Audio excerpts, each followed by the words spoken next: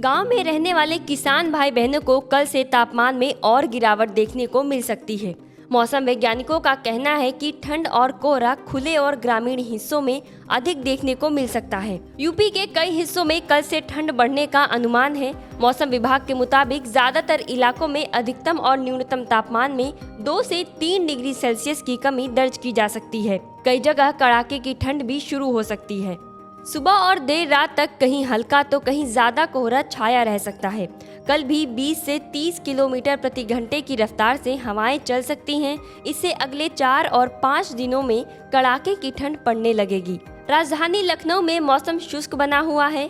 सुबह के समय कुछ हिस्सों में धुंध और कोहरा छाया रह सकता है। अगर हम तापमान की बात करें तो अधिकतम तापमान 27 डिग्री सेल्सियस तक रह सकता है, जबकि न्यूनतम तापमान 10 डिग्री सेल्सियस रह सकता है। तापमान के मामले में अभी अयोध्या सबसे ठंडा जिला है। यहाँ न्यूनतम तापमान 8 डिग्री सेल्सियस रिकॉर्ड किया गया है, जो सामान्य से 2 डिग्री सेल्सियस कम है। वहीं वाराणसी में सबसे अधिक 31 डिग्री सेल्सियस तापमान रिकॉर्ड किया गया, जो सामान्य से 5 डिग्री सेल्सियस अधिक है। मौसम वैज्ञानिकों का कहना है कि कल से फेंगल तूफान के असर से यूपी में पुरवैया चलेगी। इसके बाद के दिनों में तापमान में गिरावट के साथ साथ मध्यम से घना कोहरा देखने को मिल सकता है। बिहार के तापमान में खास बदलाव नहीं होने वाला है, लेकिन न्यूनतम तापमान में हल्की गिरावट आने के आसार हैं। एक्टिव पश्चिमी विक्षोभ की बिहार में एंट्री हो चुकी है, जिससे बिहार में अब सर्दी बढ़ने की उम्मीद है। यहाँ के जिन जिलों में कोहरा अधिक दिख सकता है उनमें पटना, दरभंगा, मधेपुरा, वैशाली, कटिहार, जहानाबाद, शेखपुरा, भागलपुर, कैमूर, बक्सर, जमुई, किशनगंज, सिवान, मुजफ्फरपुर शामिल हैं।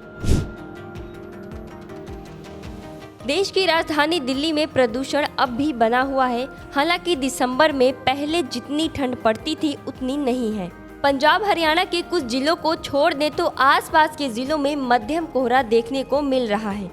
चंडीगढ़, पश्चिमी राजस्थान, गुजरात, कर्नाटक, तमिलनाडु और गोवा के साथ साथ देश के कई हिस्सों में न्यूनतम तापमान सामान्य से अधिक बना हुआ है। मौसम विभाग के अनुसार 7 से 8 दिसंबर के बाद इनमें गिरावट दर्ज की जा सकती है। असम और मेघालय के कुछ हिस्सों में न्यूनतम तापमान से 3 से 1 डिग्री सेल्सियस नीचे बना हुआ है।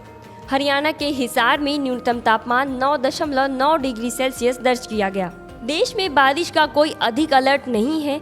हालांकि दक्षिण तटीय आंध्र प्रदेश, तमिलनाडु और केरल में हल्की बारिश हो सकती है। कृषि एक्सपर्ट ने उत्तरी राज्यों के किसानों को सलाह दी है कि जिनकी गेहूं की फसल 21 से 25 दिन की हो गई है, वे अगले 5 दिनों तक मौसम शुष्क रहने की संभावना को ध्यान में रखते हुए पहली सिंचाई कर सकते हैं। सिंचाई के 3 से 4 दिन बाद उसमें उर्वरक की दूसरी मात्रा डालें। तापमान को ध्यान में रखते हुए किसान भाई बहनों को पछेती गेहूं की बुआई जल्द कर लेनी चाहिए। इसके लिए बीज की दर 125 किलोग्राम प्रति हेक्टेयर सही रहता है। इसकी उन्नत प्रजातियों में HD 3059, HD 3237, HD 3271, HD 3369, HD 3117, WR 544 और PBW 373 प्रमुख हैं। बुआई से पहले बीजों को बाविस्टिन 1 ग्राम या थायरम 2 ग्राम प्रति किलोग्राम बीज की दर से उपचारित कर लेना चाहिए।